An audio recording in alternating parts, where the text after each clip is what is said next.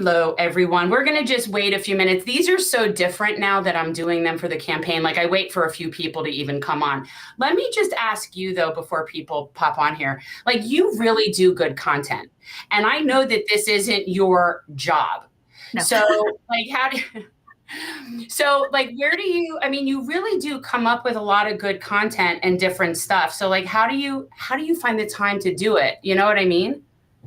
Yeah, I think sometimes I wake up in the morning and I just have that kind of furious drive. Um, and it just happened. Like I have to get something out there. It's almost like when you experience a wound, the blood has to go somewhere. Like you have to sort of cut it open and like let yourself spill. Yeah. And so I feel like when you hold the pain and the absolute trauma and brutality of the world right now, at least I know a lot of creatives feel this way, it builds up this kind of angsted momentum. And so that I think is where this comes from, even when I have my other work to do. So, and I'll look at the news and just the metaphors for what my own family has gone through are so loud. The metaphors for what the queer community has gone through, it's so loud. And so I think drawing those parallels in more of a poetic way just uses some of the skills that I already have, and I try to contribute that as much as I can. Yeah, I always forget that, not forget, but you're really like this kind of theater nerd. You do like, you're the kind of person, you probably like La La Land, right? Did you like La La Land? I haven't seen it. Oh my God, it was like, okay, so, but like, I picture you as just sort of breaking out in a song at any potential moment. Like you could just break out in a song. Yes, you are absolutely right. Yes, I have my theater background. I was trained as an opera singer. I'm working as a therapist right now. I'm writing novels and I write poetry, and there's just this like sort of creative stuff happening all the time. And then when you try to hold the pain of the world, that naturally shapes whatever creative stuff would normally be fluid. So Yeah. It's nice to be able to channel it, hopefully, into something effective and change making.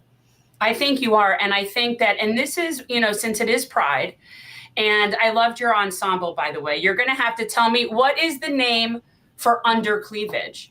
What is the name for undercleavage? I always say underboob. Underboob? Underboob Okay. and side boob. And you know what? Rep them. If you've got it, flaunt it, right? Hey, I was a Hooters waitress in college, so I have look, I was 19. I was only able to serve beer and wine legally, and it was the way to make the most money in college. And so that's what I did. I think so too. I see people, there's this girl at my Pilates class. If I looked like her, I would just walk around naked. Like all the time. Yeah, you know what I'm saying? That's what I think. But you've really done, I think you really have this niche with this intersectionality of what's going on in Palestine and LGBTQ rights.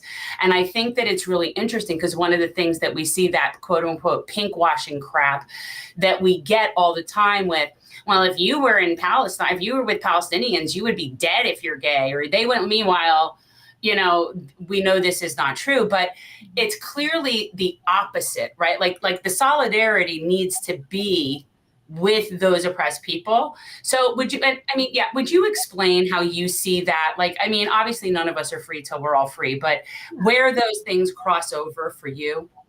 Yeah, I mean, I think a lesson that I have been learning and hearing again and again from, Palestinian activists and leaders on the ground is justice work is not transactional.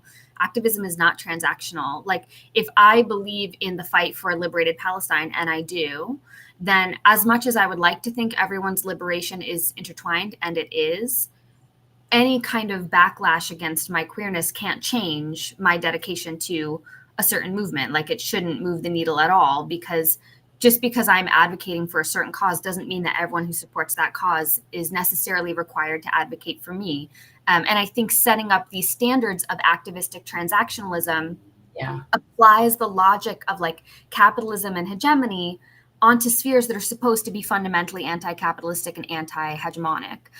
So I've been trying, any of the kind of feedback I've gotten on my queerness from people who at least pretend to be part of the pro-Palestine movement, and it's very possible these folks are pretending, I'm just letting it roll off because it doesn't matter. Like, frankly, it doesn't matter.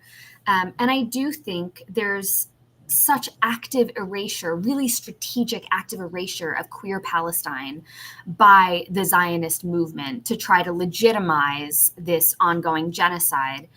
And what I would say to that is you can't fight for a queer liberation if you and your lovers are dead. Like, you need to be alive in order to fight for collective queer liberation foundationally. And so this idea of like, oh, Palestinians would treat you XYZ way for queer, it's like they have to fight for their survival first so that then queerness can flourish in an environment that isn't being actively marginalized. And imagine where queer liberation in Palestine could be in this year 2024 if for the last 76 years Israel wasn't, mass murdering, collectively punishing, creating an apartheid state, and really threatening and coercing queer Palestinians. Yeah. And make no mistake, I hope people realize gay marriage is not legal in Israel. Yeah. So it's not like they're okay. So again, it's, they have no high horse on which to stand with that. You know what I mean? Not at all. That's just like, I guess that's sort of how I view my congresswoman. She hasn't met a war she doesn't like and hasn't overpaid for, but she's pro-choice. So there's that. As if that alone, that her being pro-choice alone makes that be everything else is okay. Well, but she's pro-choice. Okay. Well, that's great. So in other words, my lady part rights, that's important to her. But lady part rights of people in Palestine is just, that's non-existent. I'm trying to bait her to say the word Palestine. I don't think she's ever said it. That is unsurprising and disappointing simultaneously. But none of us are shocked, right? It's one of those things that, of course, people are avoiding whatever language they feel is loaded, even if it's the necessary language of the time. Well, you know why? Weren't you taught that? I mean, I remember when I've had several people on that were raised Zionists, and then, so forgive me if I'm conflating, but like for me, we were taught Palestine wasn't a real place. It never really existed. Palestinians, that wasn't real, and they were just Arabs. Yep. They were just all Arabs. It didn't matter where they were from, right? So if you acknowledge that Palestine is a place and or a people, then that sort of undermines your entire argument. And I think that's it. Now, it's just so interesting how they can really stay so on script given what's going on right now. Like, how can you not even say the word Palestinian right now? It's really, it doesn't make any sense. But I think you're right. Like, I was raised Zionist. I didn't hear the word Palestine at all until I was 17 and went to college. And so I think my learning about Palestine happened once I had all of the educational resources to provide me a counter perspective and a counterpoint. And it really was a privilege. I think people kind of underestimate the amount of privilege it takes to be in these echelons of learning where all of a sudden Palestine is revealed to you, at least in, white Zionist sort of supremacist America. And at the same time, it's so interesting to talk about sort of queer phobia and homophobia right now, because some of the cognitive dissonance is incredibly loud by these Zionists, because out of one side of their mouth, they'll say to me, you wouldn't be safe to be queer in Gaza. Like, you're not going to be safe if you're queer in Palestine. But also, of course, you support Palestine, you disgusting queer. And I'll get these like vomit emojis and stuff from them. And I'm like, you're displaying your own homophobia right now. You're telling me that I'm fundamentally sick and broken for both my queerness and my support of Palestine. And then you're projecting your own homophobia onto these people that have been so much warmer and so much more welcoming to me over not only the last, 9 months, but the last 10 years of my life since I, came out as pro-Palestine. So observing that rhetorical dissonance is always fascinating to me. I'm like, oh, you're telling me that I'm sick, broken, and disgusting for being queer, and that Palestinians are going to harm me for my queerness? Like, deal with that, baby.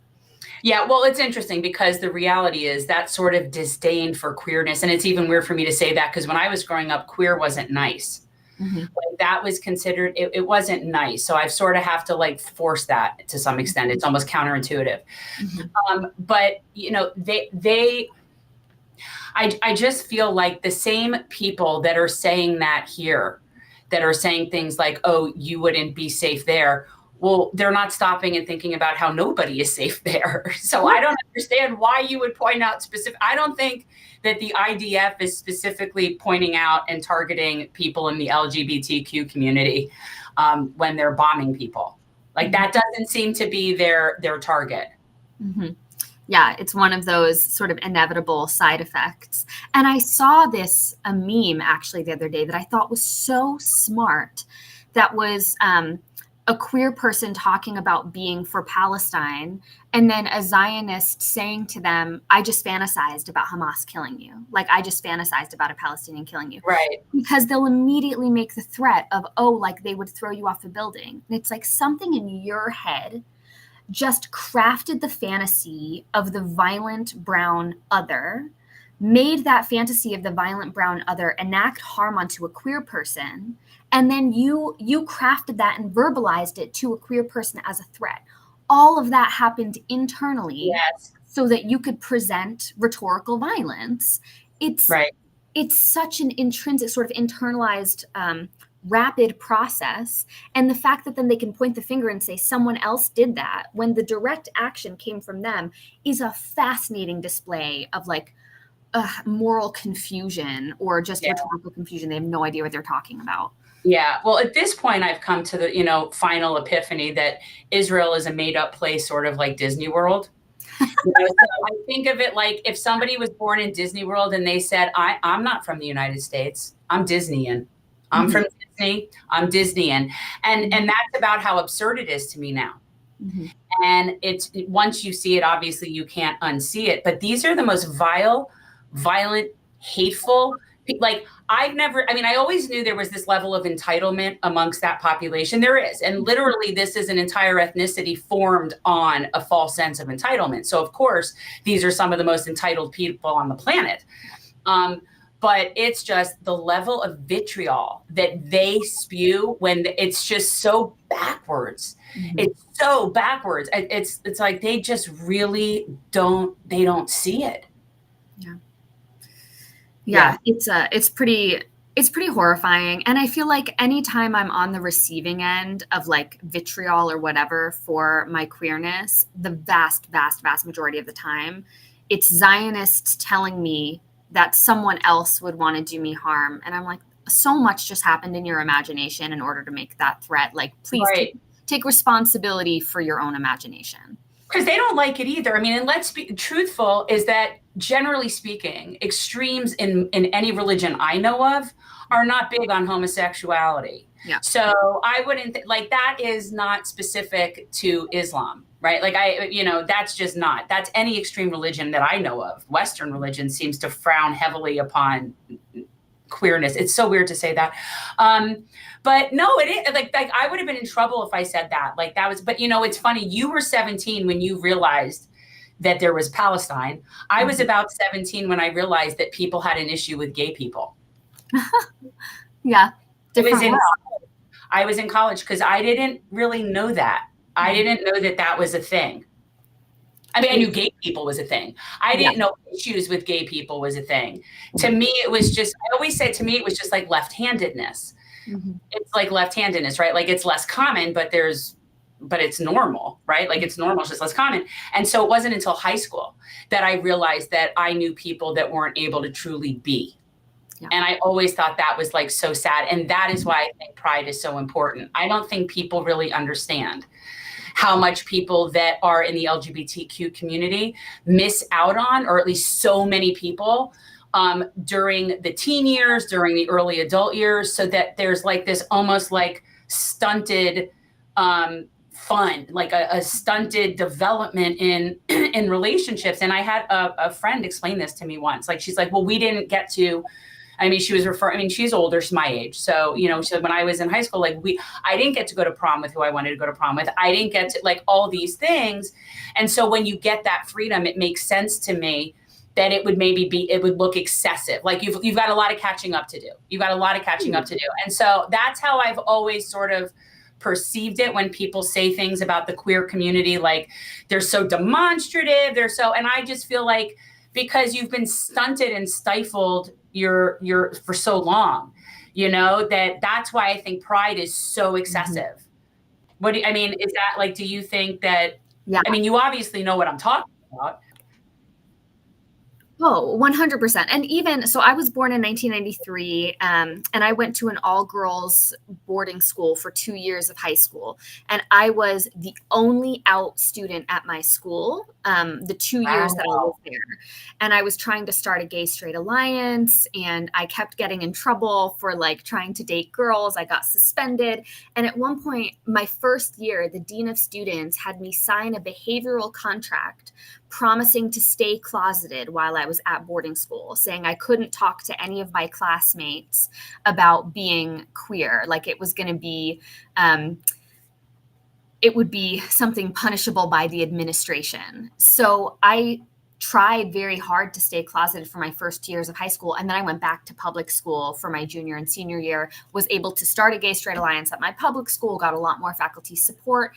And it like during those 2 years, even just of being an early teenager, the like buildup of frustration and confusion and really feeling like this identity I wanted to hold with joy was being stifled. That was hugely impactful, to the point where even now when I date women, I'm anticipating this like system level, sort of institutional level policing. And it's something I'm still trying to grow out of. So I think you're right. The joy that people experience at Pride, the liberation of being demonstrative and being overt is so not only important just for our well-being, but healing, because I think all, LGBTQIA plus people, all sort of queer people in that umbrella have at least some experiences of being stifled. Yeah, I think so too. You probably couldn't think of, I mean, the fact that you were out and comfortable, but I mean, then again, you were born in 93. That was a year after I graduated from college. So like to me, it's different, but yeah. So, I mean, but the fact that you were out, that you felt comfortable, obviously in your family and in your existence, that you just went to school like that, that at least is something that I didn't even see when I was in high school. That there was one kid who, and I wouldn't say anybody was officially out where like you knew they dated, same-sex people, but that we all just knew. And that was it, one. And I had a graduating class of 860 people, just my class. That is so, I mean, it is. And I graduated in 88 and it was just not great, and I really didn't realize it. I mean, I feel incredibly stupid about that. But you know what? That was the same time I was incredibly stupid about Israel. So it makes sense. Yeah, the overlaps of socialization, right? So what happened that you think, what was it that you think caused you to lose a whole bunch of, I can't fathom, like you are one of the joyous, happiest little spots on my Instagram reel. Like it pleases me. No, it's like, I can't think of anybody that would watch you and not think, oh my God, she's lovely. Like what did you do to anger them? I think it was a combination of things. I think for a lot of people, the sort of overt in-your-face queerness is still unsettling to them, as you said, because if you go to the extreme of any religion, any kind of queerness is condemned. I mean, I couldn't come out to my rabbi when I was growing up. Rabbi Eisenbach would have been mortified. Like, that's not a conversation I could have had in the Chabad. Yeah. My family was great, but like, I wasn't taking that to shul. Yeah. Absolutely not. Yeah, no. But I think part of it was also timing. And I hear people's critique on this, and I want to hold two things. I really want to hold attention, because people said there was just a slaughter. How dare you show yourself sort of partying and experiencing joy in the aftermath of a slaughter? And I can hear that. And at the same time, there's been a slaughter every day for the last almost 9 months. And then before that, there have been regular slaughters consistently over the last 76 years, including these upsurges in, 2005, 2006, 2008, 2012, 2014, 2018, 2021. Right. And I really think if we as activist communities start to police each other out of joy, what we're saying is, while anyone is miserable, everyone must be miserable. And I want to maintain some attention and focus too to the suffering that's happening in Palestine, and also recognize that I'm a queer person living in the Midwest. I live in Nebraska. There's Uh, not a lot of queer community. There are not a lot of opportunities for pride. There's not a lot of chance for me to even like meet people I would be interested in dating. And right. during the one weekend of the year where my city celebrates queer pride, I'm going to go and engage. And I do think there's something restorative and healing demonstrating queer joy. At the same time, I can understand how some people who are grieving yet another massacre would look at that post and think, I can't hold someone else's joy right now. Like I don't have the latitude to stomach someone else being happy. And I can't begrudge people that. It was very sad. I lost about 3,000 followers over 48 hours. And I was like, oh shit. So But so these were all people from the Palestine movement that were angry that you dared to go and enjoy Pride. It wasn't people that were shocked that you were in the gay community. Unclear. For a lot of people, I think it was the queerness, because I did get messages of just like vomit emojis, or I followed you for your Palestine content, didn't realize you were, and then like rainbow. And so I got some comments like that. I got some comments of people saying, I think a lot of men are unfollowing you because they thought you were romantically or sexually available, and now they think you're gay and they like don't want to waste their time. And then I got a lot of people saying the timing of this was really insensitive. There was just this huge massacre. And it could have been any one of those things. It's probably a combination of those things. But I had to make the decision of like, okay, am I going to take down all of these sort of the last 48-hour representations of the queer joy I've gotten to experience, of my little pride outfit and singing Chapel Rowan and, you know, going dancing with my community? Or am I going to assert, as I think is reasonable, that we have to be able to hold joy and pain at the same time? And that is really where I landed, of just because I go out and I celebrate Pride doesn't mean that a part of my soul is not still reserved for the suffering going on in Palestine, doesn't mean I didn't contribute to, you know, OOB that day, doesn't mean I'm not still doing awareness raising. As soon as I'm done partying, I'm like home and thinking about other, not only content to make, but other messages to communicate about a liberated Palestine, including things like contradicting stereotypes of pinkwashing. Yeah. And so I think when folks are experiencing a lot of grief, they really want simplicity, and they want the people in their feeds to be one thing, and they want validation for their pain. They want their grief to be reflected.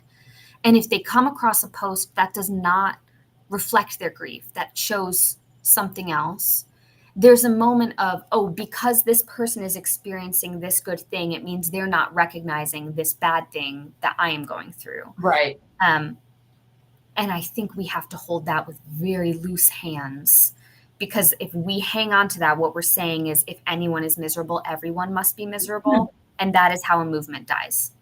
Yeah. Well, and I think a couple of things about that. First, the idea that this is something that's come up for me many times. The Lakota Sioux have this phrase that they say about lending your privilege, that I always really, that matters to me, because I know that I am definitely somebody with privilege that I don't have to work, privilege that I can do this and all those things.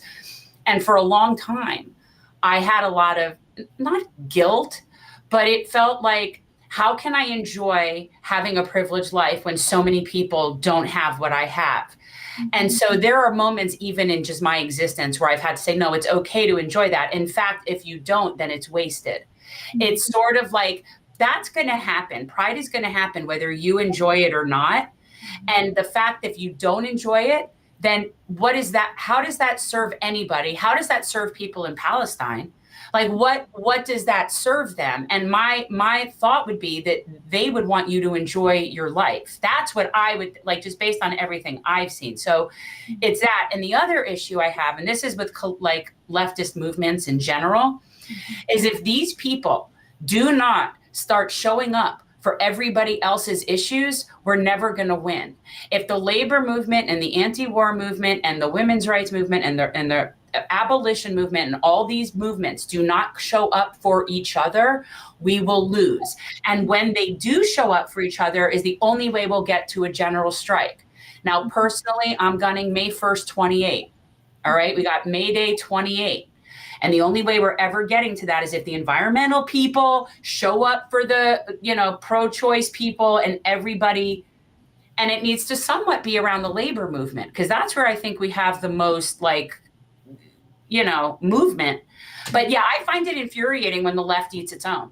Yeah, it really is heartbreaking. This position. And the other thing is, what if we just don't agree on this? What if I just don't agree with you on that, but I agree with you on something else? So I should not work with you on the thing we agree on because we don't agree on this. This is not a winning mentality, people. Like, this is not. We're all fighting the same oppressor. I think that's the key thing that people don't understand. The oppressor is the same exact thing for all of these. I saw this post recently that said, this person that you want to cancel agrees with you on 99 out of 100 things. And are you really going to stake the energy that you would put toward conflict, the energy you would put toward a fight, toward scrapping for justice? Are you going to put that energy against the person who agrees with you on 99 things? Or is there a system that would be more effective to fight instead? And I don't begrudge people the criticism of this timing was poor, but also I would ask them to consider, when would Pride have been appropriately timed? And there are people who are saying, no Pride in genocide as a very broad sort of blanket statement of we don't have Pride at all. There are people who are saying no Pride in genocide as in Pride organizations and parades and events have to divest from any funding that could support, banks that support Israel, or, they should have BDS in mind. There are people who say no Pride in genocide if there should be explicitly pro-Palestine Pride events. And indeed, there were plenty of people at my Pride wrapped in Palestinian flags. Like, it was beautiful to see. But I don't think we relinquish the joy of a marginalized community for what is perceived as the benefit of another, because again, I don't see how stopping queer people from experiencing joy or reward actually liberates Palestine. We need to be able to replenish our stores of happiness and fulfillment and reward so that we are energized to stay in movements for justice, particularly when they are especially painful. And the more sort of infighting, policing, eating of our own we do, the more isolated people feel, the more on guard, the more defensive, the less collaborative, the less cooperative, the less able to lend their energy. And if you tell people, I live in Nebraska, if you tell a Nebraska queer for 2 days out of the year, this happiness that would be so healing for you, you don't get to have that because these people over here are suffering. Right. It's a fracture that is so unnecessary. Whereas I really think, go have this Pride and then come back to us fulfilled and rejuvenated, and your labor will be XYZ times greater because you just got to have 48 hours of community time. I mean, what fills the sort of metaphor cup of someone who's engaged in social justice more than community-oriented time and space? Yeah, no, absolutely. And again, I would suggest we can walk and chew gum at the same time. This is another example where people try to equate something like it's a pie, whereas if you give to this, you're not giving to that. And that's just not how this works. We are there's multi different layers and stuff to this. And I think that those two things are completely unrelated. I think those are completely unrelated, and I don't see it. I agree with you. I think you should enjoy the Pride. I would if we weren't having thunderstorms, but Pride in the rain is not that fun for me. And look, I don't even have one in my congressional district. We have to leave district to go. Our Pride actually happens in February. I think it's weather related. Okay. And then the other thing I wanted to ask you was, what is going on? Are you still getting complaints regarding your scholarly endeavors from people trying to cancel you? And how much longer are you stuck in Nebraska? I think the people who were trying to cancel me have realized that it's not going to work. I'm very fortunate that my institution and my program has a really strong free speech policy. And as long as people are speaking as a private citizen and not a representative of the university, which I never speak as a representative of my university, they will say, she's just speaking as a citizen. She can say what she wants. Good. And so there have been multiple waves of efforts to try to get me in trouble at work. It has not been effective. I actually just got a big grant that I'm super excited about. So I have funding to do my own dissertation project for the next 2+ change years. So I will be in Nebraska through the end of that time. And then I have an intern year, which is like a full-time clinical practice year. But while all of this is going on, I've also been writing these novels. And my first novel is with editors right now, hopefully to be published next summer. So that's exciting. Yeah. And what's it about? I know it's really exciting because the way you make it sound it was just so random. You're not, I mean, I know, but you're very versatile. So you're artsy. So it isn't like this totally crazy thing, but it does seem like it's somewhat random that happened. Yeah. So I've had this story like kind of plaguing me for 6 or 7 years. I obviously I grew up in a conservative hometown. I was one of the few out queer students in the town at all. I think the only out queer girl for several years. And some of the guys in my high school they just hated me. They just hated me. And I've had this curiosity as I've grown up of what if it's not that they found my queerness disgusting? What if they really envied my sort of access to sexual liberation? What if this was something they wanted for themselves that they never got to have? And so from this, a story was birthed of this codependent, manipulative, obsessive, and like deeply erotic friendship between an out queer woman and a closeted queer man who meet in high school and spend sort of their late teens, early 20s discovering what their queerness means to them through the lens of each other. And it will be the first book in a trilogy. The trilogy follows them through their mid-30s and sort of the push-pull of their relational dynamic. But I got to write, for the sake of this novel, about all of the sort of minutia of queerness and privilege and outness. The main character of this book is trying to drag this closeted boy, like kicking and screaming, out of the closet. He has many legitimate reasons for staying closeted based on your hometown. And there's this thesis that queer elders are not always ethical. Like sometimes the privilege of outness can be used in a way that harms other people. It's an interesting thesis, but I started writing this book in October of 2022. I finished it this past January, sent it to an agent in March, got joyfully an immediate yes. And we sent a few revisions back and forth to each other, and it's now been with editors for a little over a month. So people are reading it and just waiting for the one yes. And you just need one yes, right? Just need one yes. Yep. That's really cool. And that's almost like, how rare is that to like get like published like a first book? Like, I don't know that happens for people. Yeah. I feel very, very lucky. I got my first email back from my agents after I sent them the manuscript, and the subject line of this email was just, "We love your novel." And I burst into tears. I printed it, and I have it on the wall next to my bookshelf. That's so sweet. No, I think that's great. And you know why those boys didn't like you in high school, or why they gave you trouble? It's because they liked you. Yeah. It's you're not available. It's because guys are weird about this idea that somehow, and I know it sounds crazy, that anything other than a man could satisfy you is just, and I think it's almost like some of these people, I think, take it personally. Yeah, I mean, if you're looking from like a sort of a masculinity oriented, like phallocentric script of like, wait, but isn't she supposed to want this particular thing? Yes. It's a violation of so many things that they perceive give them value. It's like a rejection of my like submissive, subservient little need. But it is interesting how many of these men who really were not fans of mine in high school now follow me on all the socials, and I'm sure they do. They read the book, and I'm like, I see you doing that. Yeah, for sure. So what's going on there now? Is there anything going on in your campus as far as like the Palestine movement? Like, is there stuff going on there now? So there were, at the end of the semester, right around finals, there were a series of events. We had a screening of Israelism with Students for Justice in Palestine. We also had a full day teach-in and kind of experience-in event. It wasn't a full encampment, but we had a ton of different activists come and do teach-ins about Palestine.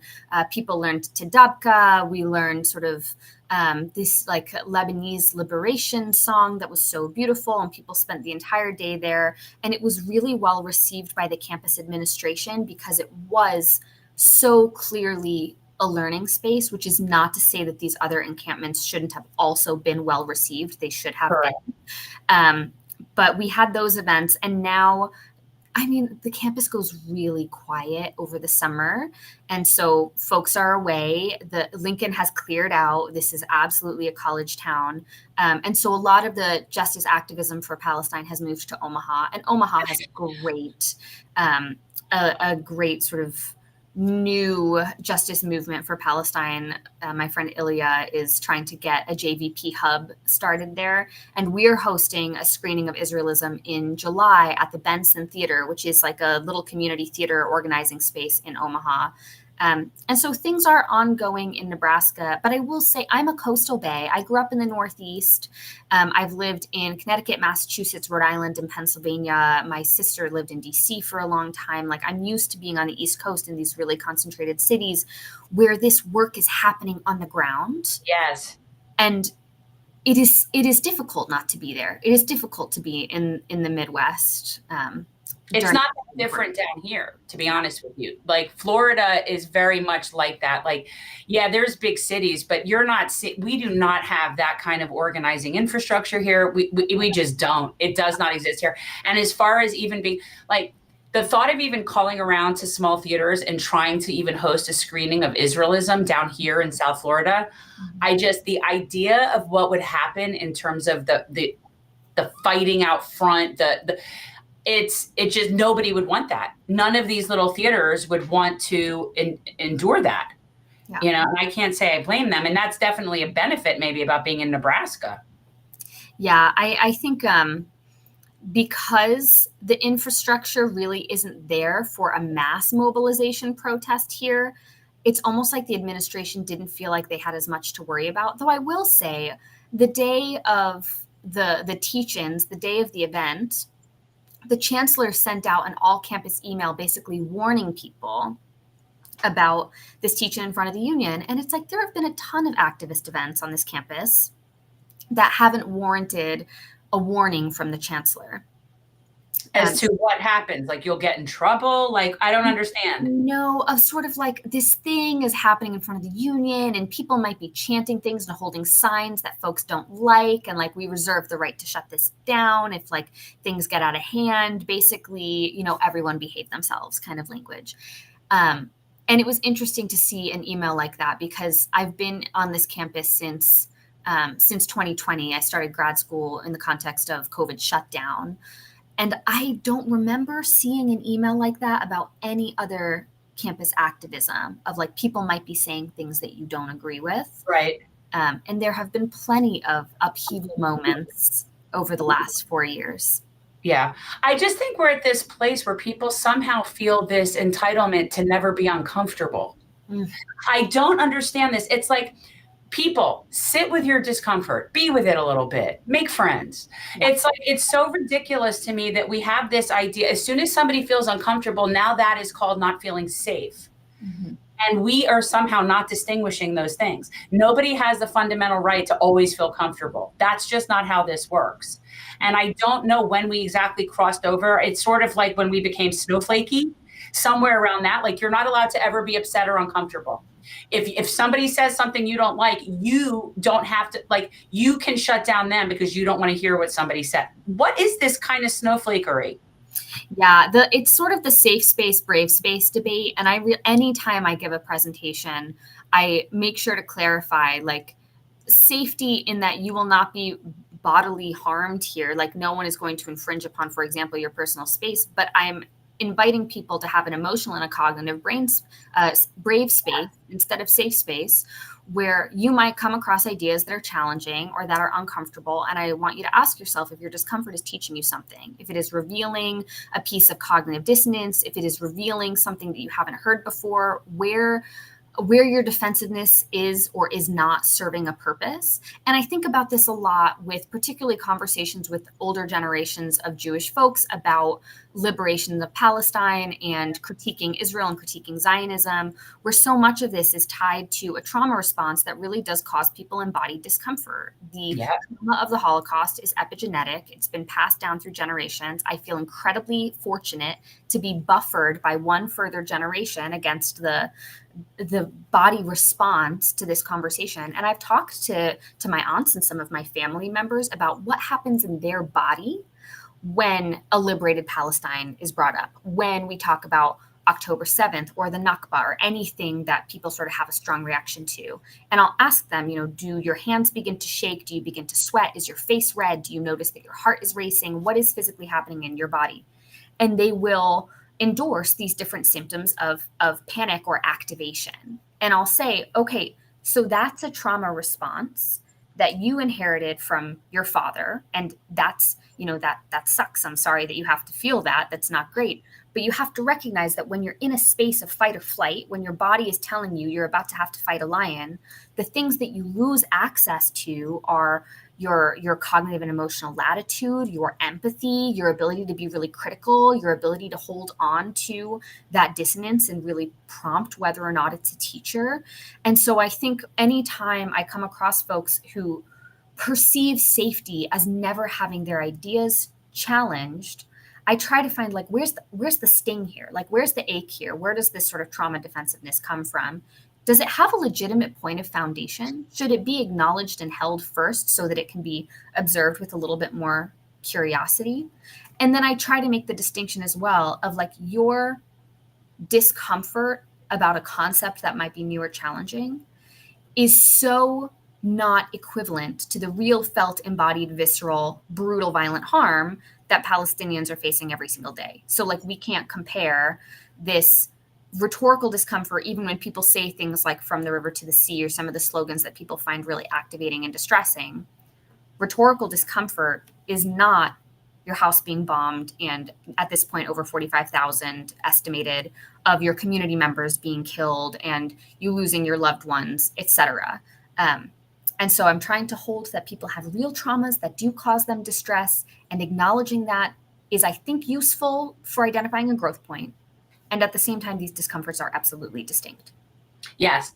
And I would like to point out, as we're wrapping up here, that as somebody who went through that process, as somebody who was raised Zionist and had so much love for Israel and wanted to make Aliyah and all this stuff, that was just who I was.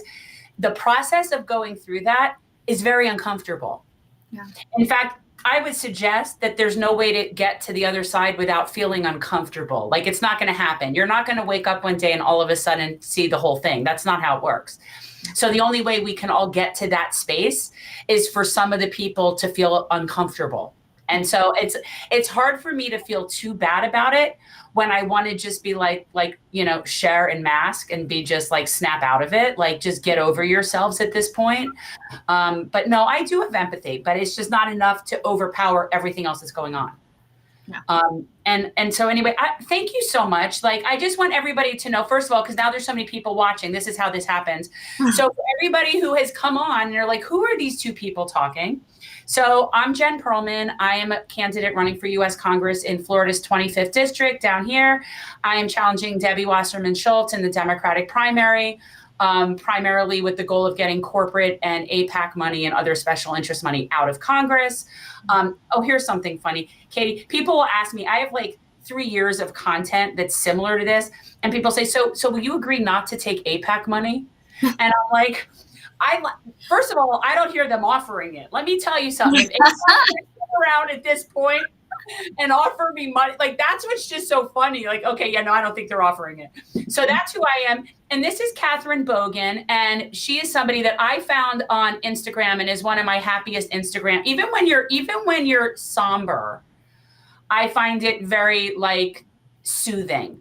And I recommend everybody following Katie, but it's K.W.Bogen. Yeah. On Instagram. And guys, you really should follow Katie. She's very smart and insightful and says really cool things. And she puts on cute outfits and gets all girly. And I like that. Like, here's the thing, like I am straight. I've always been straight. It's just, I apologize for it sometimes. It is what it is. It's kind of like the white thing. You know what I mean? But there are certain people where I look at them and I'm like, yeah, I could see that. And you are one of those people. And I will actually tell you, yes, you are. And you are only the second person. I say that I have girl crush. You are only the second person. And I'm going to tell you who the first person is. And it has nothing to do with any similarities. It's just so random. Do you know who Tig Notaro is? Yes. The comedian? I love Notaro, okay. Yes. Okay, so let me explain to you how much I love her. I've never met her. I've never seen her live. I have crushed on her for years. Loved her series called One Mississippi, which was amazing. And so I actually named a piece of my art after her. And that was the first time I'm like, I like this chick. Like I actually remember watching her show, and her wife, from how they portrayed it, and again, this isn't a TV show. I don't know how much of this is real. It's based on them. Was not gay. Like, she was just a straight woman, and then just fell. And I remember thinking, yeah, I get that. And I never thought that before. And I'm like, I get that. I find her very appealing. And so, yeah, I do, but yet still straight. Yeah. I wish it was easy enough to just be like that, because then I wouldn't have the boys around, and everything might be just neater and cleaner. Mm-hmm. Mm-hmm. All right. Well, tell everybody where to find you and get your followers back. People, show Katie love, because how dare people unfollow her for being prideful? Okay. Tell where you are.